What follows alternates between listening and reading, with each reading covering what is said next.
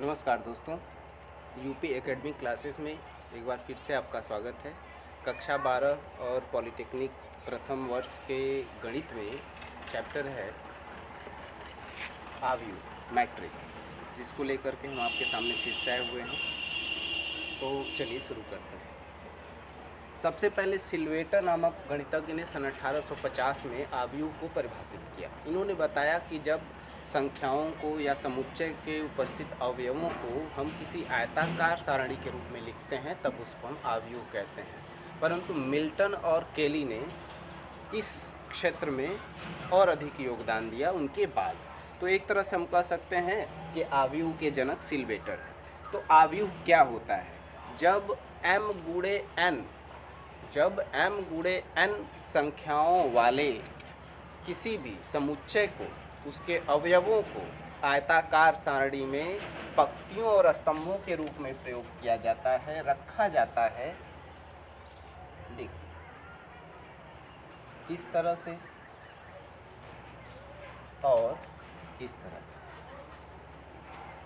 ये जो हम देख रहे हैं बाएं से दाएं की ओर, ये पंक्तियां हैं, इनको रो कहते हैं। और जो ऊपर से नीचे ऊर्ध्वाधर देख रहे हैं, ये जो है स्तंभ है, इसको कॉलम कहते हैं। इसको R से लिखते हैं और इसको C से लिखते हैं। इस तरह से हम देख रहे हैं कि आव्यूह जो है संख्याओं का एक तरह का निरूपण है, जिसको हम आयताकार रूप में प्रस्तुत करते हैं। तो आव्यूह का जो अवयव होता है, आव्यूह के अवयव क्या होते हैं इसको देखिए। हम किसी भी आव्यूह को प्रायः A, B, C, X, Y, Z, क, ख कुछ भी नाम दे सकते हैं। और आव्यूह को लिखने के लिए बड़ा कोष्ठक या इस तरह का एक और कोष्ठक प्रयोग कर सकते हैं। इसमें हम पंक्ति और स्तंभ को लिखते हैं। ऐसी स्थिति में देखिए, ये जो पहला अवयव, इसको A11, इसको A12, इसको A13, ऐसे ही आगे तक। अब दूसरे में देखिएगा A21, A22, A23, ऐसे ही आगे ये A31, A32। यानी ये क्या है?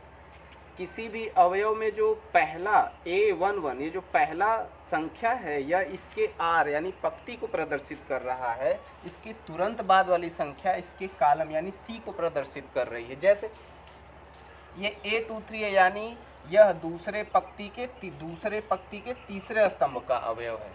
ऐसे ही A32 का मतलब कि यह तीसरे पंक्ति के तीसरे स्तंभ के दूसरे पंक्ति का अवयव है, यानी पंक्ति पहले स्तंभ बाद में। इसको एक लॉजिक के रूप में देख सकते हैं कि जब हम निर्देशांक ज्यामिति पढ़ते हैं तो ये x एक्सिस होता है, y एक्सिस होता है। तो सबसे पहले हम x के वैल्यू को लेते, फिर y के वैल्यू को लेते। सेम यहीं पे आप रखिए कि पहले हम x के वैल्यू यानी कि पहले r को रखेंगे, फिर y के वैल्यू यानी कि c को रखेंगे। अब इसके बाद प्रायः इसको aij के रूप में लिखा जाता है। aij मतलब आईवीं पंक्ति और जेवा स्तंभ। इस तरह से पंक्ति और स्तंभ होते हैं, aij के रूप में लिखा जाता है। अब बात करते हैं क्रम या कोटि। आव्यूह का क्रम या कोटि, उसके पंक्ति गुणे स्तंभ, यानी कि अगर उसमें 2 पंक्तियां हैं और 3 स्तंभ हैं तो 2 गुणे 3 के कोटि का आव्यूह है, क्रम का आव्यूह है। उसमें 1 पंक्ति है, 2 स्तंभ है तो 1 गुणे 2 के कोटि का आव्यूह है। अगर उसमें 3 पंक्ति हैं, 4 स्तंभ है तो वह 3 गुणे 4 कोटि का आव्यूह, यानी कि पंक्ति गुणे स्तंभ ही उसकी कोटि या क्रम कहलाती है। पंक्तियों की संख्या गुणे स्तंभ की संख्या। अब निरूपण की बात अभी आपको हम बता चुके हैं कि उसको बड़े कोष्ठक में या फिर विशेष तरह के कोष्ठक में छोटे कोष्ठक के रूप में है, लेकिन उसमें R और C के रूप में लिखा जाता है, तब उसको हम आव्यूह कहते हैं। आगे देखिए प्रकार। क्षैतिज आव्यूह क्या है? क्षैतिज आव्यूह ऐसा आव्यूह होता है जो देखने में क्षैतिज ज़्यादा दिखाई दे, स्तंभ कम दिखाई दे। अर्थात इसमें स्तंभ की संख्या ज़्यादा हो और पंक्ति की संख्या कम हो। जैसे 1, 2, 3, 4 स्तंभ हैं, A, B, C, D। देखिए इसमें 1 2 3 4 4 स्तंभ है और 2 पंक्तियां, स्तंभ की संख्या ज़्यादा पंक्तियों की संख्या कम, तो ये पंक्ति की तरह दिखाई दे रहा है। इसको बोलेंगे क्या? क्षैतिज अवयव। देखिए क्षैतिज सीधे। और ऊर्ध्वाधर अवयव क्या होगा? यही मान लीजिए जिसमें पंक्तियों की संख्या अधिक हो। 1 2 3 4 A B C D। देखिए स्तंभ की तरह दिखाई दे रहा है। इसमें पंक्तियों की संख्या 1 2 3 4 पंक्तियां हैं और 2 स्तंभ। पंक्तियों की संख्या अधिक होने पर ऐसा है, ये ऊर्ध्वाधर अवयव कहलाता है। ठीक इसी तरह से वर्ग अवयव क्या है? वर्ग अवयव ऐसा अवयव होगा जिसमें पंक्तियों की संख्या और स्तंभों की संख्या बराबर हो। जैसे 1 2 3 4 5 6 7 8 9। देखिए ये पंक्ति और स्तंभ जिसमें बराबर है वह जो है वर्ग अवयव कहलाता है। पंक्ति अवयव क्या है? जिसमें केवल एक पंक्ति हो। स्तंभ अवयव क्या है? जिसमें केवल एक स्तंभ हो। इस तरह से। ऐसे ही विकर्ण अवयव क्या है? जिसमें ऐसा वर्ग अवयव जिसमें केवल, ये मुख्य विकर्ण कहलाता है, केवल उसके मुख्य विकर्ण में अवयव हो, बाकी सब शून्य हो। इसको बोलते हैं स्तंभ अवयव, विकर्ण अवयव।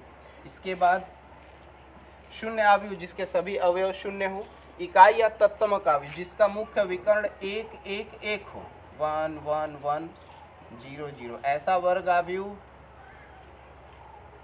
वर्ग अवयव जिसके मुख्य विकर्ण 1 1 1 हो, बाकी अवयव शून्य हो, उसको बोलते हैं इकाई या तत्समक अवयव, जिसको आई से लिखा जाता है। क्वेश्चंस में अगर आपको 2 × 2 का आई चाहिए तो आई लिख दिया तो आप समझ जाइए कि 2 × 2 का अगर ज़रूरत है हम 2 × 2 लगा देंगे। अगर 3 × 3 का ज़रूरत है हम 3 × 3 लगाएंगे। वहाँ पर ये नहीं सोचना कि आई लगाएं तो कैसे लगाएं। आगे अदिश अवयव। अदिश अवयव ऐसा अवयव होता है जिसमें जो इकाई अवयव, जैसे हमने अभी देखा इकाई अवयव, वैसे ही उसमें इकाई के जगह कुछ और होगा, बाकी सब शून्य होंगे। अब इसके बाद आते हैं ऊपरी त्रिभुज अवयव। रोक दीजिए इसको यहाँ पे। देखें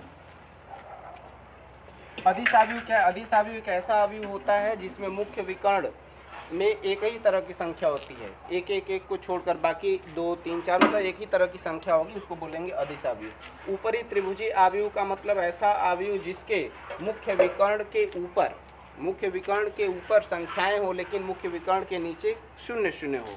जैसे यहाँ पर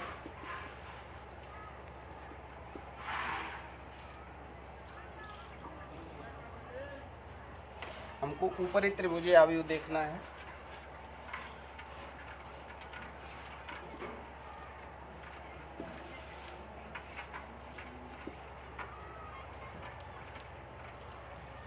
देखिए हम 3 × 3 क्रम का अवयव ले रहे हैं। ये ऊपरी त्रिभुज, मुख्य विकर्ण ये रहा और उसके ऊपर की ओर संख्याएं लेकिन नीचे की ओर शून्य शून्य, यह ऊपरी त्रिभुजी अवयव है। ऐसे निम्न त्रिभुजी अवयव क्या होगा?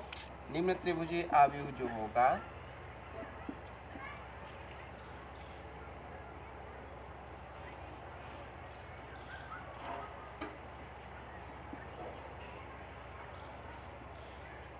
बाकी ये 0 0। देखिए ये मुख्य विकर्ण है, नीचे की ओर संख्याएं लेकिन ऊपर की ओर शून्य शून्य हो गया, तो ये जो है निम्न त्रिभुजी अवयव बोला जाएगा। नीचे की ओर त्रिभुज की तरह या ऊपर की ओर त्रिभुज की तरह। अब इसके बाद चलते हैं अवयवों में समानता।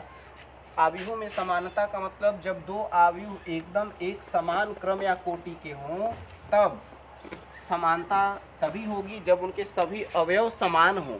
जैसे हमने अगर कह दिया कि a बराबर 1 2 3 4 और b बराबर x y a b, और एक कहते रहे हैं कि a और b दोनों अवयव एक दूसरे के समान हैं, तब x y और a b का मान बताइए। देखिए x जिस स्थान पर है a11 पर, a11 पर 1 है, अगर a बराबर b है तो x का मान 1 होगा, y का मान 2 होगा, a का मान 3 होगा और b का मान 4 होगा। अब इसके बाद योग और अंतर देखते हैं। योग और अंतर, दो अवयवों में योग और अंतर तभी किया जा सकता है जब वे समान क्रम के हों। अगर समान क्रम के अवयव नहीं है तब उनमें योग या अंतर नहीं किया जा सकता। ये बहुत ही आसान सा टॉपिक है। देखिए अगर हम a बराबर 1 2 3 4 6 0 रख लें और b बराबर 0 1 2 4 -1 3 रख लिए।